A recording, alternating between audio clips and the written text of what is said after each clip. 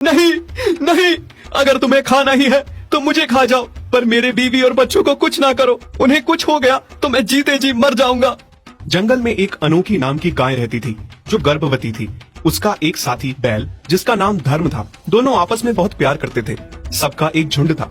जब भी सारे घास चरने जाते तो एक साथ एकजुट होकर जाते, क्योंकि उस जंगल में जंगली जानवरों का बहुत ज्यादा खतरा था। एक बाघ था जो किसी गाय, बैल या हिरण को अकेला पाकर शिकार कर लेता था। बस इसी वजह से सारे इकट्ठा घास खाने जाते और वापस भी एक साथ आते। लेकिन अनोखी अब गर्भ से थी। शुरू में तो सबके साथ जाने लगी, लेकिन अब पेट बढ़ने की वजह से उसके लिए बाहर जाना या घास चरने जाना बहुत मुश्किल हो रहा था। और इस बात से धर्म बहुत चिंतित हो रहा था। अनोखी, मुझे तुम्हारी बहुत चिंता हो रही है। अब तुम घास चरने सबके साथ नहीं जा पा रही हो, क्योंकि सब जल्दी जल्दी चलते हैं, जिस वजह से तुम अकेली पीछे रह जाती हो।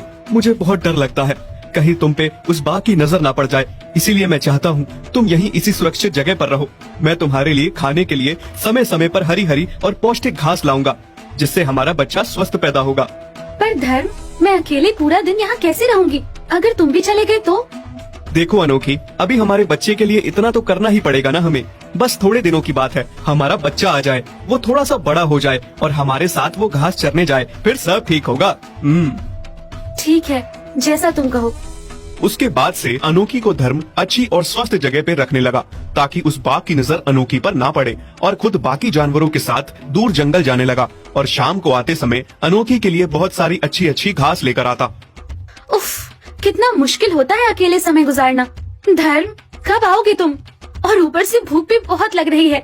क्या करूं? बाहर भी नहीं जा सकती, धर्म ने मना कर रखा है। तभी धर्म अनोखी के लिए घास लेकर आ जाता है। उसे देख अनोखी बहुत खुश हो जाती है। आ गए धर्म तुम, शुक्र है, मुझे बहुत भूख भी लग रही थी। हाँ, मुझे पता है, तभी तो मैं आ गया। अब जल्दी से खा लो।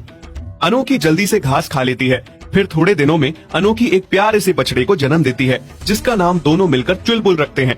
धर्म अपने बच्चे के लिए बहुत खुश था, इसीलिए वो अनोखी और चुलबुल से कहता है, अनोखी, जब तक हमारा बच्चा थोड़ा बड़ा न हो जाए तब तक तुम्हें यहाँ से बाहर नहीं निकलना। बस थोड़े दिनों की बात है, उसके बाद सब ठीक हो जाएगा।